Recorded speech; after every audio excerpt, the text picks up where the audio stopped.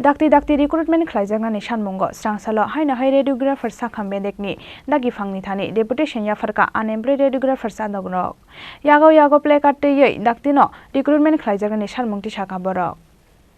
Haste ganangi radiographers complete Khlaijak tongo 400 shikli rok. Lai thangne 2017 bishiwa radiographers shebok talangjakmani yakolo tai talangjak leya. Aboni bagai haste ganangai dal bidal shakam nogonok jakha radiographers rokni crisis 2022 bishini 27 April shalmariwa haste hapangni kaisa saklai mongnuk jakha hasteo tabu radiographers asuk thaibuk chatongo 106 aboni bagai dakti recruitment Khlaijaknani Sanmungo sangrong salo haino hai radiographer sakam bedekni dagi phangni thani deputation Yapharkha unemployed radiographers Adongrok yago placard tei dakti no recruitment Khlaijaknani Sanmungte salaika borok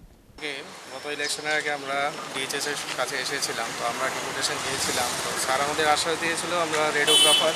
স্বল্পতা রয়েছে বিভিন্ন হসপিটালে তো ওদেরকে নিয়োগ করা হবে কিন্তু আজ অবধি এখনও নিয়োগ করা হয়নি তো আজকে আমরা আবার ওনার সাথে মিট করার সময় পেয়েছি এবং আমরা এসেছি তো বিভিন্ন ক্ষেত্রে দেখা যাচ্ছে আমাদের ডিস্ট্রিক্ট হসপিটাল অনেকগুলো হসপিটাল হয়েছে বিভিন্ন CT scan machine x-ray machine বসছে কিন্তু কর্মী স্বল্পতার কারণে পরিষেবা খুব ব্যাহত হচ্ছে তো আমরা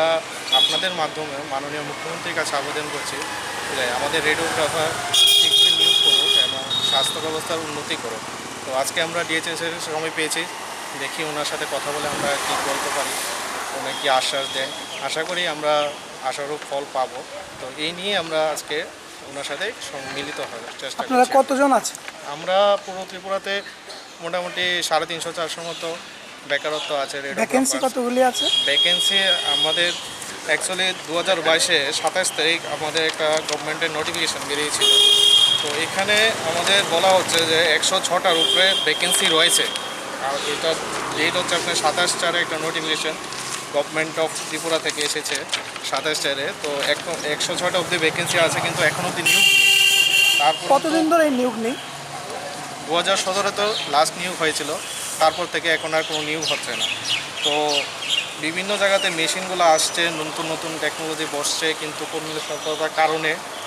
স্বাস্থ্য ব্যবস্থার অবনতি হচ্ছে তো আমরা এটি আবেদন করছি আমাদেরকে চাকরি দিন এবং আমরা যাতে সঠিকভাবে স্বাস্থ্য পরিষেবা করতে পারি তার জন্য আমরা এই আবেদনে এসেছি। আপনারা কোনো সংগঠন থেকে এসেছেন কি না? আমরা এমন কোনো সংগঠন নেই, আমরা যারা বেকারত্ব আছে সবাই মিলে একটা ওনার সাথে এসেছি আমরা দেখা করতে তো এই নিয়ে আমরা আজকে স্যারের সাথে দেখি স্যার কি বলে আশা করছি আমাদের একটা ভালো ফলাফল পাবো ওনার তরফ থেকে